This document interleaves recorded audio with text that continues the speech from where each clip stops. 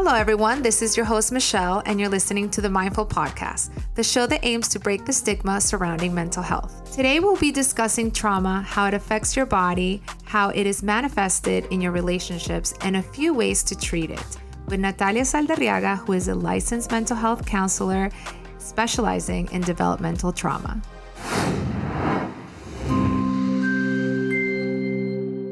All right. Welcome. How are you today? Fine, thank you. Excited. I'm excited to have you. We have Natalia here with us. She's going to be talking about trauma, ways to treat traumas, and trauma in general. I'm going to let you, for those who don't know you, introduce yourself. Maybe give us a little bit of personal and professional background. Okay. So my name is Natalia Saldarriaga. I'm a psychotherapist. My specialty is on trauma, and in particular, I would say developmental trauma. Okay. So it's all those little things, all the little stories that are in our body that are on tone. Nice. Tone with the tone. Nice. And how did you get into the world of psychology? Well, Going way back. Actually, I was in pre-med in biology for 3 years, and I got pregnant. Oh my God. And at that point, real talk. So I got pregnant. I was already married. Okay. But like something in me came to the realization that I was doing pre-med not for myself, but actually for my mother. Oh. And psychology was actually my calling. I've always been curious about people, and I think I wanted to further my understanding of myself and my family. Okay. So you quit med school, got pregnant, had a baby, and then you came back and finished school. I continued through my pregnancy. I stopped actually for 3 years to take care of... Actually, that's not true. I stopped working for 3 years, the first 3 years. Okay. But I went to school while I was pregnant. And during my first 3 years, it was really interesting because I was doing all the psychology part, and I was doing behavior modification. Mm-hmm. And it was really neat because my son was going through all his developmental stages, and I was using psychology to kind of understand and guide myself. That's nice. No, it definitely helps in all kinds of relationships. And why specialize in trauma? Why trauma? That's a good question. Yeah, feel free. Feel free to disclose. Well, actually, I don't think I felt comfortable talking about this until I started training. Okay. And at first I realized that usually when you're doing a trauma training, people disclose their why, right? Of course. When I read your question, I was like, oh, the why. I started doing it when I'm training people as well. So my why, of course, there was trauma in my life as well. In particular, I have a long history of trauma, and therefore really specializing in developmental trauma, right? And so it really became an exploration of myself, and again, like my family of origin, generational trauma, and really understanding that, and then really, to be honest, I really became even more specialized in it after adopting. I adopted 2 girls with a tremendous... Amazing. Yeah. Wow, congrats. Thank you. Amount of trauma, and I realized I felt like an expert before adopting, and then after adopting, I realized I am definitely not an expert. I need to learn a lot more about this, and so I'm in a whole different level now. Yeah. What level are you now? Just what level? From 0 to 10. How do you feel? Oh my goodness, from 0 to 10. Well, to be honest, I don't think we ever stop learning, so I don't think I'll ever be at a 10. I'll probably be You're learning. You're one of those. Yeah. I don't want to sound like I'm perfect, but I'm kind of perfect. Very close to a 10, but I can't say 10 because I'm a therapist. And we all learn. To be honest, I wouldn't even say I'm close to a 10. I really believe that, if anything, I'm at a 5. Okay. Probably. I mean... Well, room to grow, like you said. Yeah. So, when we talk about drama, when we talk about... Well, there is drama in trauma. That's true. When we talk about trauma, or in specific about your trauma, can you give us a little bit more into detail of your experience, whatever you feel comfortable with, but just so people can actually grasp the concept of generational trauma and all those different concepts coming from you, from your side. And then we'll go to the patient side. All right. So generational trauma really happens when there is multitude of traumas within the family system, right? And then they are passed on over and over and again through genetics, through environmental aspects, right? So in my case, there has been generational trauma of domestic violence, sexual abuse, is pretty much the whole 9 yards. Okay. So it's pretty severe. So I you think got it would it take all. us hours and hours of this. Okay. Yes. And I mean, now you're laughing about it, right? Yeah. But I can imagine when you started your Yes. whole career and your healing path and all that, then Yeah. you were not laughing about it. Well, definitely it not. tough? Yes. Was it tough? I mean, in part, I love psychology because I had to participate in therapy early on. My teen years, during my teen years, I had to, and that's when it started. And as an adult, I do believe that as a therapist, it's very important that we work on our mental health. So I've done all of the kinds of therapies. I mean, hypnotherapy, EMDR, NET, Okay. you name it. I've tried it, and it's really helped me heal. But with developmental trauma in particular, which we're going to talk about, there is so much. There's years and years and years of packed trauma that in reality, you're working like for the rest of your life on yourself and making sure that you're working hard on maintaining what you've gained. Nice. Well, before we get into that deep of a subject, can you go back and talk in general? What is trauma? What are the most prevalent kind of traumas that there is in people in general? Okay. So if you talk to some experts, right, they'll talk about the big T's and little T's, which I don't necessarily see them that way. So big T's for people are things like rape, things like war, things like, getting assaulted, right? A car crash can be considered a big T, right? And then the little T's are considered things that happened every single day, right? So if we talk about developmental trauma, right, we're talking about things that happen in the home every day. Either you're being put down psychologically, physically, sexually, and it's little things that you wouldn't necessarily pick up on. Maybe a touch, maybe a word, but it's happening over and over again. So the reason I don't like to differentiate in the little T's, big T's is because the big T's, right? If a person who has had no developmental trauma has a big T, so gets into a car crash, gets raped, right? Yeah. That is something that we can work, and we're going to be able to overcome pretty quickly, right? Okay. But when there's developmental trauma and there's those little T's over and over, years and years big and T's. years, and yeah, there's always big T's, oh, wow. Okay. right? Then we're talking about work that is ongoing for long periods of time. So in reality, those little T's combine to make a monumental T, right? And so that's... So at the end of the day, it doesn't really matter if it's big or little. It's all about the quantity. Like you said, you have a lot of little T's. It could be the same as one big T. Yeah. This whole tea conversation. Maybe we should have some tea. So you just call it trauma. Yeah. Okay. And they can be any kind of trauma, going from, like you said, a car crash, rape, domestic violence, to any little trauma with a parent or just argument. A critical parent every single day putting you down. Okay. Right?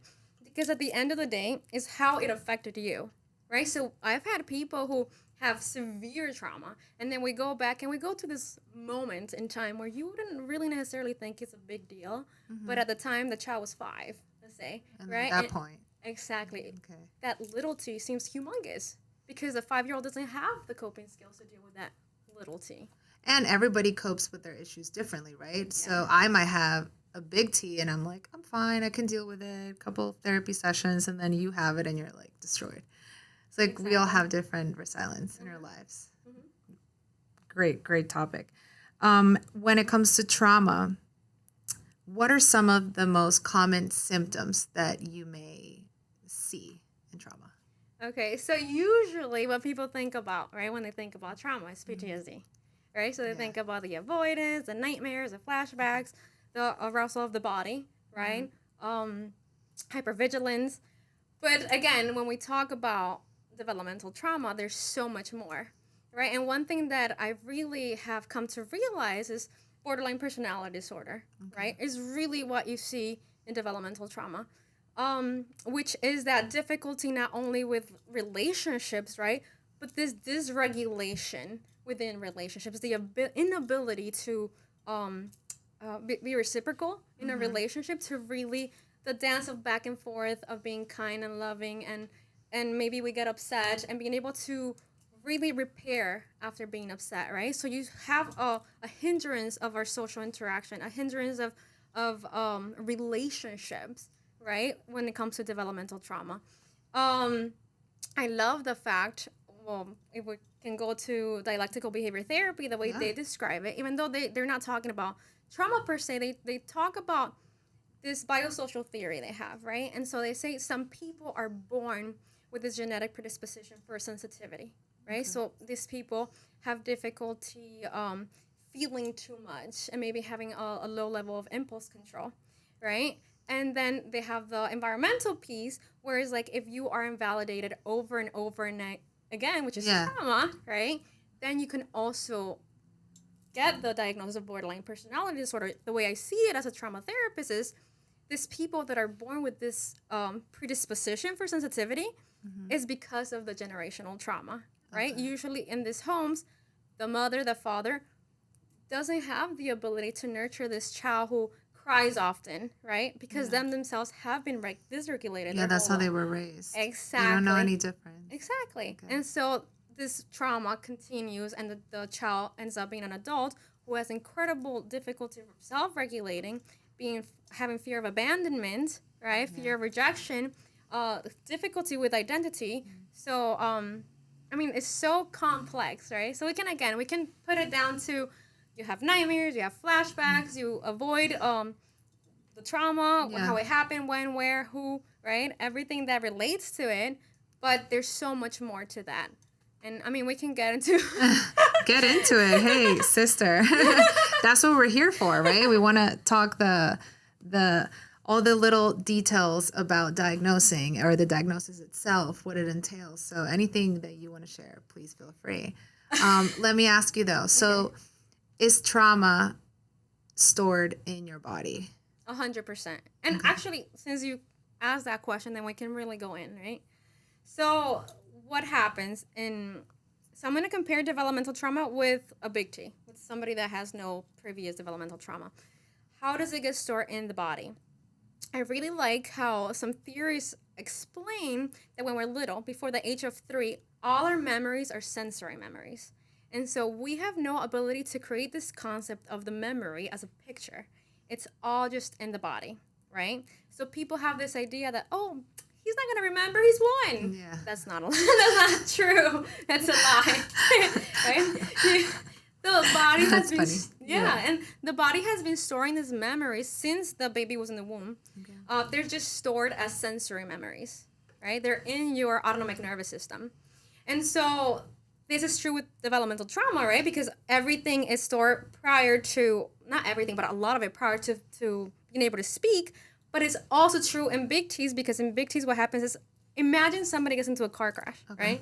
What does the body do? The body dissociates because it's trying to protect itself from feeling too much. Same as a rape, right? A rape, you're getting raped, you're dissociating from your body. Your body's trying not to feel anything, to survive. In that point where your body dissociates, all the memory gets stored as a sensory memory, not as the actual picture. Memory. Exactly. Okay. And so that's what you see a lot of people that either, there's like 2 groups, right? Either you have like the perfect memory of the trauma, like it's called flashlight memory, or you have people who completely forget what happened. Okay. Or I mean, you have little pieces. But all those pieces that are missing, or even if the whole thing is missing, is just there in your autonomic nervous system, stored as a sensory memory.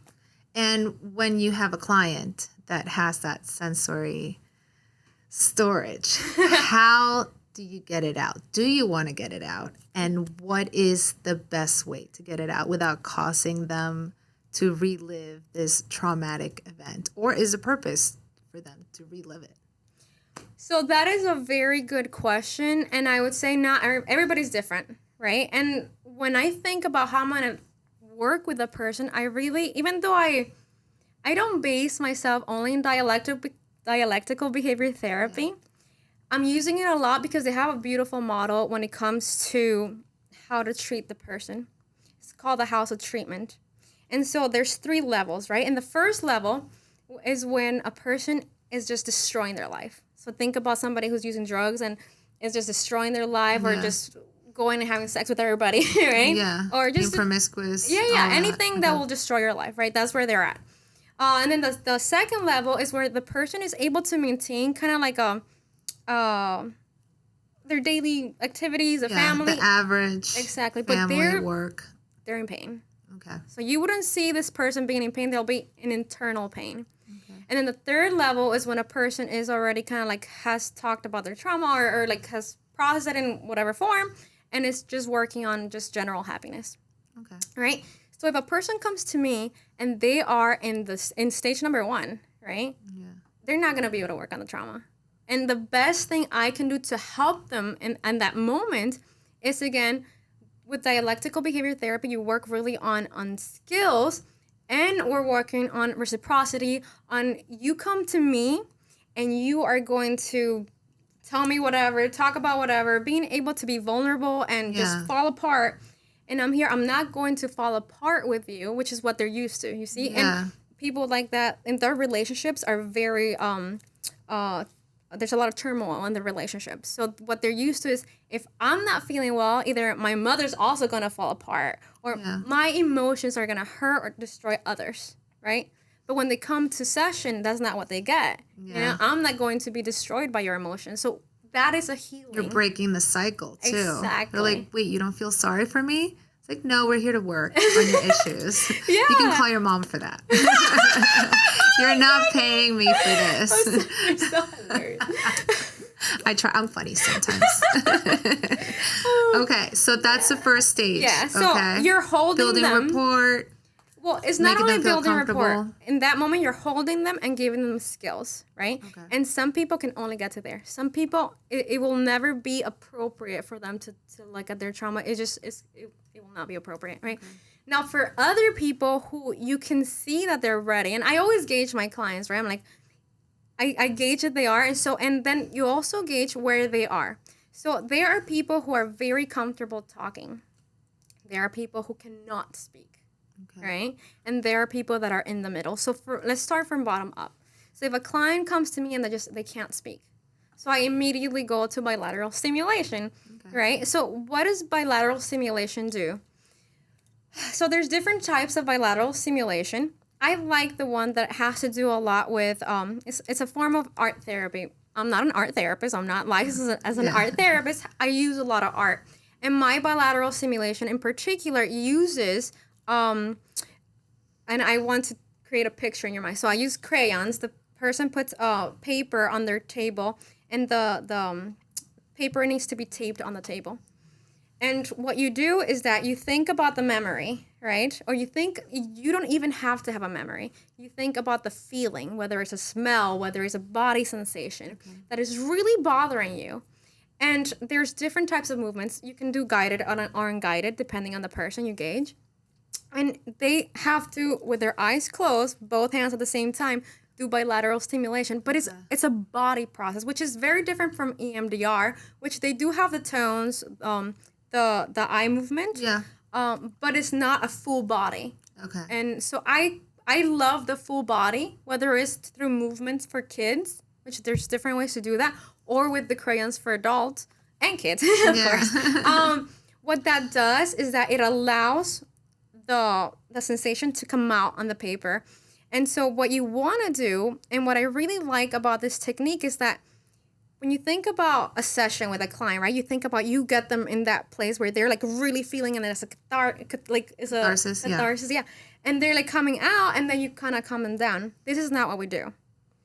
In my sessions, we kind of go almost, it's like teeth, up and down, up and down, up and down, right? So we are getting into your trauma, and we're coming down, and it's all being used through this. So we're feeling it, and then we're calming, we're feeling, we're calming. So what are they learning in there? They're learning that it's okay to see their feelings. They're reprocessing, right? Mm-hmm. Because there's a process that is happening in the brain. It's connecting. It's just seeing everything in a different way, and they're learning that it's okay to feel and they don't have to fall apart. So it's so important. Yes. They're changing the narrative. Yes. And learning how to feel. Yes. Amazing. Yes. Another thing that I love is EMDR talks about, and systematic desensitization, which I love doing as well, which we're not going to talk about, but, or maybe we are. It talks about... There's so many techniques, we can be here for days. Exactly. But how they define that bilateral stimulation, how they say that it works is that your brain cannot do two things at once. So you cannot be kind of relaxed and being in the present moment and completely falling in the past at the same time, right? Okay. Yeah. However, there's another, and I forgot the name of the theories, that I said something that I just love, and I always repeat it to my clients. When we're doing the bilateral stimulation, what we're really doing is, one, listening to the body, and two, allowing the body to move the way it needed to move when the trauma happened. Okay. And I see it. Like, I have clients, and you could see them doing the movements, and I have a client right here in my head that he was just like that. I can see him running, like he had to run away, and you could see them just running in the paper, right? And so that's part of it, right? So they leave that on the paper. Now, it's very important to connect that to your prefrontal cortex, right? The executive functioning, the verbalization of your trauma. Mm-hmm. Although some people cannot do it at all, we have to use pictures for it or whatever representation. Maybe they can write it. Okay. What I tell them to do at the end is write whatever comes to mind. It doesn't even matter if it makes sense or it does not. And that, again, begins to connect the different parts of it. So as we're doing it, both hemispheres are connecting. As they're at the end, they're writing, then we have the prefrontal cortex connecting. And it's just amazing. What a different way to do therapy. Everybody hears the regular, you sit down on a couch and you just talk, right? Like psychotherapy. No, there's so many other techniques. Oh, yeah. And specifically, this one helps with trauma. Yeah. But it could be used for anything else. For sure, yes. That's amazing. Yeah. Well, that sounds like a great therapy session. And you use that with all different levels. Correct? And you shape it. You kind of fix it a little bit for the one that can talk or cannot, but... I'm integrative. So there are clients who will not touch this method because it is overwhelming. Right? It sounds like a lot, to be honest. And he's running, and then you do, and I was like, okay, it's very active therapy. There's people that can only do this type. There's people that can do a combination, and there's people that can only do talk, right? For the people that can only do talk, that I can see that is only because they're truly afraid of that connection. Mm-hmm. We warm, and after a couple sessions, I might... do a little. Yeah. How about we stand up and raise our hands? Now run. And maybe I said it wrong because you're envisioning the person actually running. No, I know they're not running, but it's in the paper and the type they're of feeling movements. it. Yeah. So they do movements. Yes. As they draw. Yeah. So he's running. I got it right. I got it right. Oh my God. So you touched a little bit already on how trauma might manifest in your relationships or your own self. Yeah. Can you give us a little bit more detail on how it would affect our relationship, whether it's with our parents, our children, our friends, love relationships, and your own relationship? Okay, so we could do relationships. Can we start with there? Okay, so relationships are, when it comes to romantic relationships, I see it a lot. I also do marriage counseling, and I take a different stance than a lot of therapists. I use a little bit of Gottman method, which I really enjoyed. And Gottman method is it's founded in behavioral therapy. I love Gottman. So it's part of another passion of mine. However, when I see two people, I'm looking at their trauma. Because a lot of my clients that come to therapy, what they're doing is that their inner child it's constantly at war, and it's constantly at war with the partner, right? So I saw this quote, and I don't remember who wrote it, but it said, the real language of love, because, they have that book, The 5 Languages of Love. The real language of love is understanding and you know what, I'm gonna add being compassionate towards your partner's trauma. Yeah. And being able to be there and acknowledge when your partner's feeling like their inner child, right?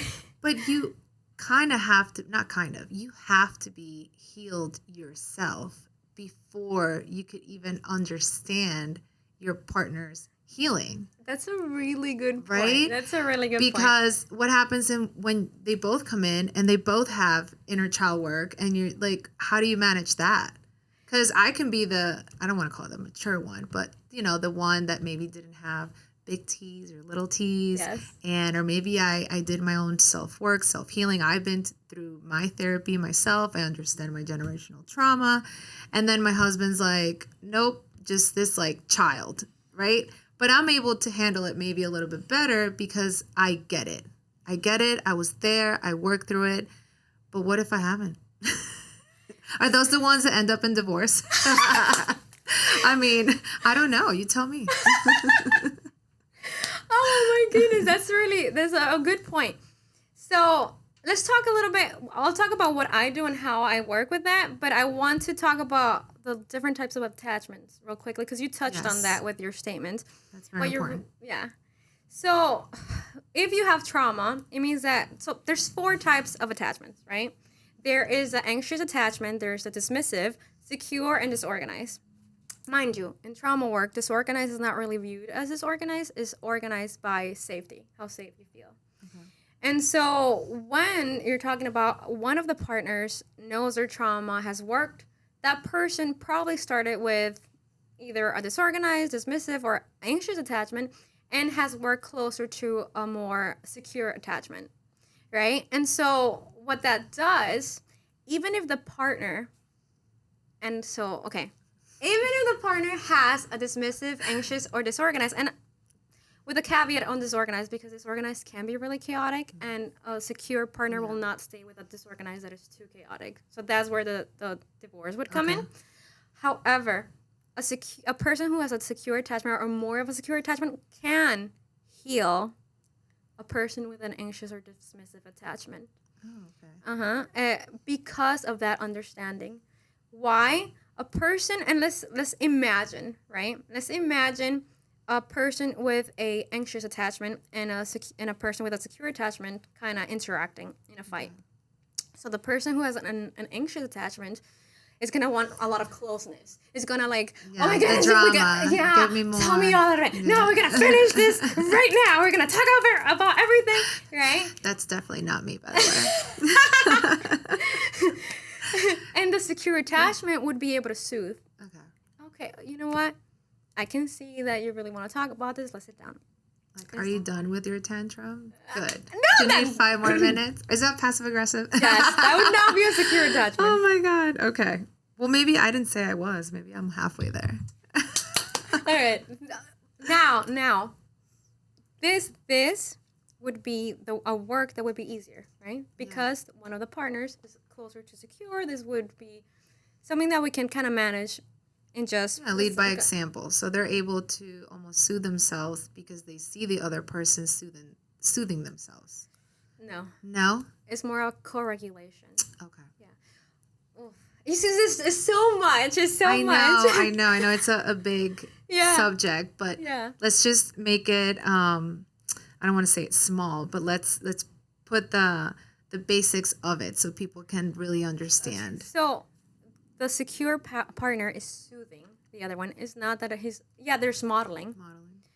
But the real healing part is being able to soothe the partner. Okay. Because people with insecure attachments, right, with anxious or dismissive, or disorganized, were not given that. They were not soothed when they needed. For example, the person that has not worked through their issues is fighting, how would the other person soothe? Well, it depends. Well, you got to give me a scenario. Just give me an example. I don't know. Maybe he's just mad and irritated because she's not doing the things the way he wanted. I don't know, or maybe he wants more time with her, so he's throwing a fit because she's going out on girls' night out. I don't know. Like, he's just being overly dramatic, or just, you know, I guess the attachment would be like, don't leave me. I want you with me. Yes. So he's just like getting mad. How would the other person soothe him? Yeah. So imagine this. So he's doing that, and the woman has a secure attachment. She might say, baby, I know you want to be with me. I want to be with you too. Can we go out tomorrow? It'll be just you and me. I see that you're frustrated. I promise you, I'm going to be thinking about you all night long. Okay. As opposed to a dismissive attachment will be like, what's wrong with you? Yeah. It's You're not so a big selfish. deal. Yeah. Like, what do you want from me? Exactly. It's always the same thing. Or always, you just don't want me to go out. I get it. Exactly. It's always about you. Exactly. Yeah, that's when it becomes toxic. That's when you tell your friend, time to seek therapy. Couples therapy would be wonderful. So then let me explain how I would work with two partners that have, let's say one has insecure, one has dismissive, which happens a lot. Okay. Right? What I would do, obviously, we hope and wish that they both were in trauma therapy individually, right? Now, is this possible? A lot of the times, no. Why? It's extremely expensive. If you are covered by insurance, right? Especially if it's Medicaid, story. the therapists are not going to be having the training, right? As if you actually go and pay a certain amount of money, right? A certified yes. private therapist. Exactly. Okay. And so what happens a lot is they have to choose. Like, they're like, my marriage is about to end. And just fun fact, people don't go and find marriage counseling until about 6 years that they've had difficulty. So they're literally like, either you fix this or we're getting a divorce. Yeah, there's always, right? you know, there's that stigma where if you go seek help, it's like you're crazy or the relationship is bad. Like, they always wait till the end when they're desperate. No, go before. Go when your wife tells you, please, can we go to therapy? Listen to her. Just go. Because then you wait, the 6 years is the average? That's insane. Mm-hmm. And then at that point, everybody wants to kill each other. Exactly. The kids, like, it's like a whole thing. That's how it starts. That's how it starts.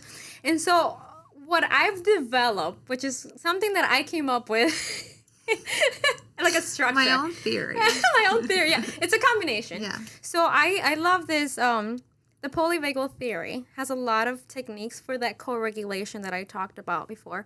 So what I tell people is I have to see each partner alone for 4 sessions. In those 4 sessions, I provide them psychoeducation on that co-regulation piece and self-regulation piece. And I am able to touch a little bit on those traumas, enough so that, one, I have a lot of connection with both partners, which is very important. So there's no triangulation, right? You're not getting into their fights and taking sides, right? And then what's happening is when we are together, right? Oh, and I actually make them sign a paper that says you cannot tell me anything that you don't want to tell your partner. Okay. Very important. Oh my God. Very important. Yes, don't tell me, I will tell you. Exactly. There's no, like, it's the 3 of us, we're here, right? Okay. And so then when we get together, then they already have some co-regulation skills, right? And when we get to like the nitty gritty of it, then I'm able to really help them soothe each other, see what's going on with each other, look at that inner child, and really begin to heal together. That's amazing. And I'm sure that's a very rewarding I say place to be at when, like, the couples, you know, they come all, I hate you, all this, and then they're like the best. Yeah. And as a trauma therapist, probably my favorite things to do are family therapy and couples, because it is incredibly rewarding. Did you want to talk about specific diagnosis relating to trauma? We kind of did PTSD. And borderline personality. Is there anything else you wanted to expand on that? I think, to be honest, we can get really deep, but I mean, DID, but there's not, I think there's a lot of, that's going to take a long time. TMI. Yeah. Got it. Yeah. Okay. Which, I mean, in another time, if we want to do DID, yeah, we can do a different segment on that specific thing. But I think we covered everything. So I'm gonna start talking about the holistic. Okay. And then anything else you think about it, or any recommendations. Okay. All right. When it comes to the people that might not feel comfortable going to a traditional therapist, what are some holistic ways to treat trauma? All right. So I'm going to say, and I don't want to say treat, because I do think that it's important to be able to process things. But my answer is going to be based on, again, the polyvagal theory and bilateral stimulation, right? Okay. And what that has taught us is that anything that allows our body to move the way it needed to move, right, is going to be healing. And so it can be anything as dancing, yoga, martial arts. I myself do yoga. Martial arts, run. Really? Yes. Good to know. Yes. It's very Should important. I be afraid? What belt are you on? No, be specific. I just started when it comes to serious. Okay. I'm only a yellow belt. Okay. However, I have done years of body combat, just conditioning. Okay. Yeah. Great. Yeah. I do boxing. Just want to great. throw that out there. Just in case I never have to defend myself. So yeah, that is important. And what that does, and yoga in particular, actually, yoga can be used to treat trauma. And why is that? Because a lot of the movements release trauma that was stored. So there's certain types of yoga that are safer for people that don't have a therapist working for them. Vinyasa and things like that. Now, yin yoga in particular, because you have to spend longer periods of time in one pose, it can be very overwhelming and almost re-traumatizing if you don't have somebody to talk to really process that. And so you'll see a lot of people that do yoga, and then they come to that place of shavasana when they're just laying down, and you see them just crying and just really. So yeah, that's the part I sleep. No, not all the time, but it has happened. Yeah, and at the beginning, of right? Course. But once you really process, and that won't happen anymore. You'll be at peace with being alone with your mind. I actually experienced it because, now I don't have time for anything, but I used to have time to go to yoga 3 times a week. And I was going through a couple things in my life, and yoga was like my safe space. And I remember one session, I got to it, I did everything, and mid session, I just kind of I wanted to cry. And I was like, oh my God, this is so weird, right? Like, do I just get up and go cry and go to the bathroom? Whatever. I kept going with the session. And then when it came to Shavasana, it was just, I didn't cry because I couldn't let anybody see me cry, but it was just different. It was like, I felt it. I felt the way I was moving my body just kind of released all these things. You're always just thinking and thinking and thinking. Yeah. And here you kind of you're so focused on your movement, especially if you're not experienced like me. Don't fall, stretch it more. But when you really connect your body with your thoughts and just get into that mindful state, it could be very, very enlightening. Yeah. And overwhelming. I highly suggest, it could be overwhelming. I highly suggest anybody that can try yoga to do it. Even if, you don't have to be this professional thing. No, just go. The teachers will guide you from beginner to advanced, and don't feel like people are judging you. Nobody's judging you. Everybody's going through their own process. Everybody's there for a different reason. Mm-hmm. So I definitely love using yoga as a holistic method to treat trauma. Yeah. But it's important, like you said, if it's too much, or it can be too much, then you should definitely seek the side therapist. You have kids, right? I have 3 kids. You saw the movie, what's it called, Inside, where it's all the different emotions. Yes. Oh my God, I love that movie. Yeah. And I had to explain it to my son, right? I had to say, because everybody's always telling you, don't cry, don't show emotions, why are you sad, always be happy, positive mindset. And you're here no, sometimes you have to cry. Sometimes you have to feel that emotion. Mm-hmm. But it's very important for you to remember that an emotion is just that. You have to let it in and let it out. When you get stuck in the emotion, that's when it gets a little messy. You need to in, through, let it go, bye. Yeah. And that movie was just great for kids, at least. I would watch it again. But my kid is the excuse to see the Disney movies. Yeah. But I really like to see them. Yeah. No, me too. Me too. Yeah. I love the fact that kind of like the resolution of that movie was her allowing herself to feel the sadness, right? Mm-hmm. And just allowing somebody to have that compassion for her and her having that, like, just the realization that it needed to happen. I mean, of course, it was a little people inside her head. No, but that's exactly, don't we all have little people inside? Yes, for sure. I hear myself with a bunch of little people sometimes. I was like, wait, which one do I listen to? Definitely listen to the one that wants to cry. No, but you feel it. The moment you cry, you just feel better. Yeah. You know, you'll be all sobbing, and then you're like, all right, no more tears. I'm done. Yeah. You go to work. I guess I'll have to go to work. Yep. No, but that's very important, and I love how some of these kids' movies nowadays, they're getting better with the messages. Yes, for sure. Because back in the day, let me tell you, Lion King, what is that about? I was like, wait, what do you mean he died? The dad just died. Why am I watching this at 6 years old? Well, think about it. I love that you brought that up. Stories in the past really reflect society in the past. So it's like we're living through this trauma, but we don't know how to fix it. Exactly. Right? So they would show us a trauma in this movie. They're like, how do we fix it? Oh, look, Prince Charming is going to fix my trauma. What do I do with this information? Like Sleeping Beauty says I should just sleep. Exactly. And wait for my prince to just wake me up, and it's all going to be great. Exactly. But now we have movies like Turning Red. I don't know if you've seen that one. Yes. Oh, I love that movie. Moana, you know, she saves herself. I love that movie. Yeah. Frozen speaks about grief and dealing with your emotions. Yes. That's how she controls the frozen.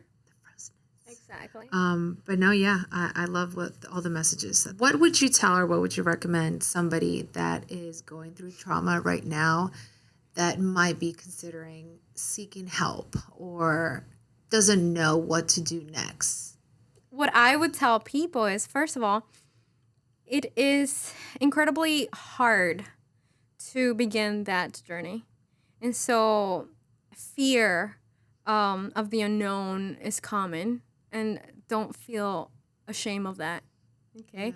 Yeah. Having compassion for yourself is important, and it takes an incredible amount of courage to be able to look at yourself and work through those hard times that were not necessarily caused by you, but when were done to you. Now, that doesn't necessarily mean that those things are not causing you to do things that are harming yourself, right? Yeah. And so just acknowledging that part, acknowledging what is actually your responsibility and what was not, and giving yourself compassion for it. You get those people that can do a lot of harm and they blame their past or, you know, I had a rough childhood or I didn't know any better. But at what point do you stop yourself and say, I am responsible for this part of my life, right? Yes. I am responsible to do the inner work, and me being a bad person is just an excuse. You can't be a bad person just because you had a bad experience or a traumatic experience or a bad life. Yeah. Do you agree? Well, so I disagree with the word bad. Okay, so I'm sorry about my terminology. It's okay. Please correct me. Let me explain why. I've heard psychologists talk about people who are actually really vicious, right? And I have worked with the DOC, the Department of Corrections. So I've worked with people who have done harm to others. I've worked with people that have been in the streets for 20 years and have had horrific things happen to them and have done horrific things to others. And what I find is that even the person you might find the most disgusting, atrocious, just horrible human being, in matter of fact, is just a child who was unseen and hurt over and over and over again. So does that give that person the right to do that harm to others and to blame their past? No. However, if we start by seeing the person as bad, we will never get anywhere with that person because that person has always been seen as bad, right? And it's really hard to do this. Would you use the word maybe broken? No. What's the right word? I would probably use the word hurt. Okay. And I would also, and one thing that I explain to the people that I work with is when we work and we're working towards understanding the past and the hurt that was done to you, we're not necessarily doing it to blame others, because even if we really go far, which you cannot do with all clients, but with some you can, of understanding why those people hurt you, right? Then not only will you be able to be free from that pain and that blaming that you do, but you will realize that even those people that hurt you also didn't have the skills, also had trauma, and it's just, again, reoccurring, right? So, again, I think the most important concept here would be compassion, would be her, and not allowing the person or ourselves to relive that pain and hurt by hurting others, which is really what happened. It's not that the person is inherently bad. The person doesn't know any better.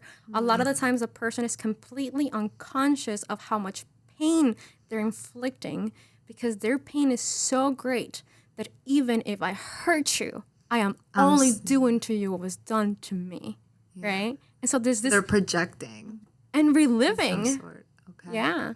And that is why in trauma therapy, the attachment of disorganized is not seen as disorganized, but how safe do I feel? So in a person that's being hurt, right?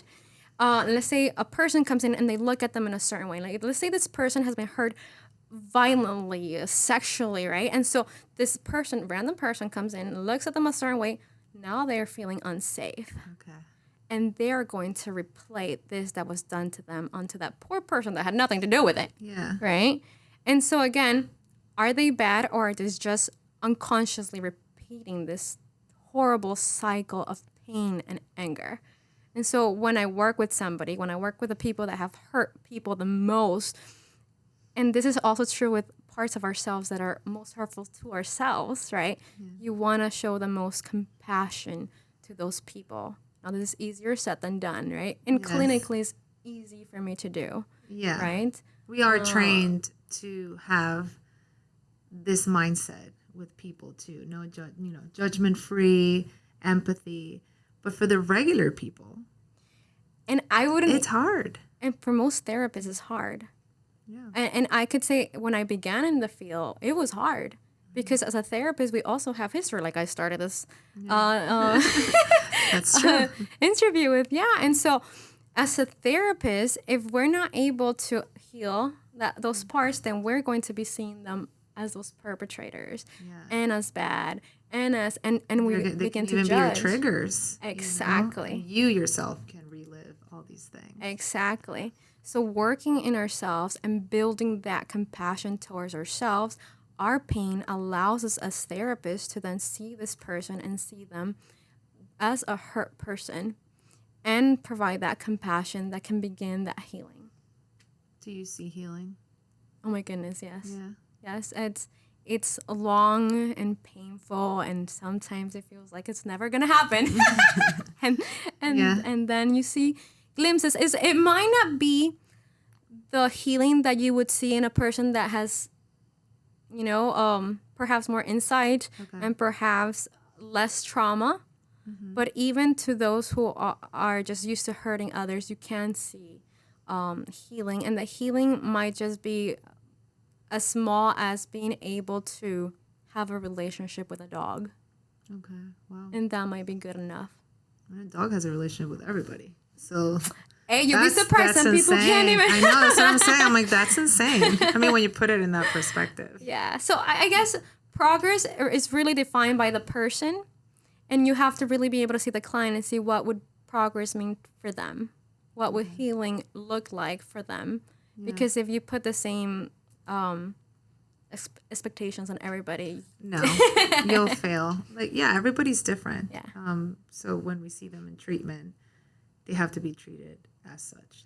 All right. Well, this concludes our conversation. I want to say thank you for coming. Thank you for being so insightful and giving us so much information in trauma. Is there anything else you want to tell our audience? Maybe you can let them know where they can find you if they want to reach you. All right. So it was a pleasure. I really enjoyed the conversation. And you guys can find me at www.copingmyway.com. And I look forward to maybe talking to you again. And yes, let's do a different episode focusing on more treatment methods for trauma. there you go. All right. My pleasure. Thank you.